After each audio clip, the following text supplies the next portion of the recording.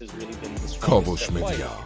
And I definitely think that the United States has an interest in ensuring that Iran loses. You mentioned Iran, and there's no question that they are a hidden hand here. I'm not saying that they are the ones who ordered Hamas to do it, but there's no question that a victory for Hamas is a huge victory for Iran. There are two terror organizations operating in Gaza, major ones. There's all sorts of minor ones that run around and sometimes fire this or that rocket. But the two ones, the minor one is Palestinian Islamic Jihad. Now that's a wholly owned subsidiary of Iran.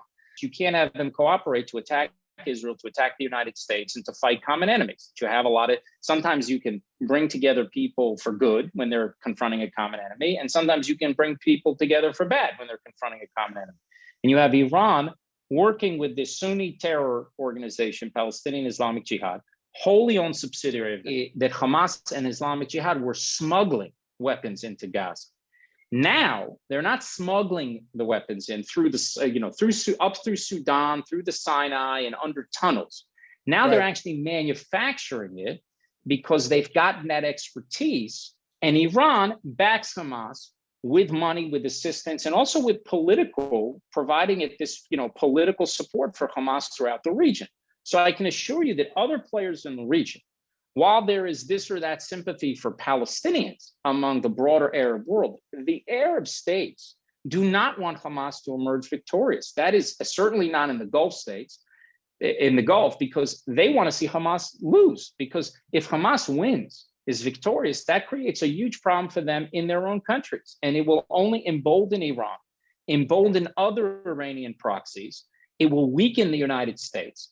And the United States, which is already perceived to be retreating from the whole region. I mean, a lot of the story about what has happened over the last few years in the Middle East is really based on the perception of American weakness. I personally have been disappointed by the statements of the Biden administration. I mean, they have to be given credit where credit is due. That they've given Israel time and space to defend itself and to take out the metro, the underground tunnel network in Gaza. They have kept in the UN. They've held the line and prevented a UN resolution against Israel. But what I haven't seen, and that's been disappointing to me, is I haven't seen clear statements along the lines of what you just said. They not just vowed to destroy Israel, they worked to destroy Israel. And they're 1,000 times more dangerous than all of these proxy terror groups because they have a sovereign state and they have, thousands of centrifuges and an army, and they're a very dangerous force. And people don't want to deal with the truth about Iran because that would mean you'd have to confront it. If you understand that Iran's a revolutionary power, you got a bunch of radicals and fanatics who are running that country, who hate America and are committed not only to Israel's destruction, but to take over the entire Middle East, kick America out, and hopefully they think to even attack America. And they're building ICBMs. It's not, something to say, for fun. Israel's on the same continent as Iran. Those intercontinental ballistic missiles, they're not for Israel, they're for you. And only in cartoons do you put TNT on ICBMs. In the real world, you put nuclear weapons on ICBMs, and they want to be able to reach Washington and to reach New York, because then they think you'll be deterred from attacking them. You'll be deterred from attack. And what their plans for Israel, in my view, is they want to turn Tel Aviv into Seoul. Right. That's what they want to do. What does that mean?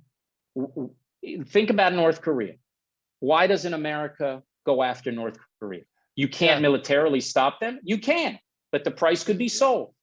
And Seoul, the price could be Tokyo. Or Tokyo, Exactly right. So what do?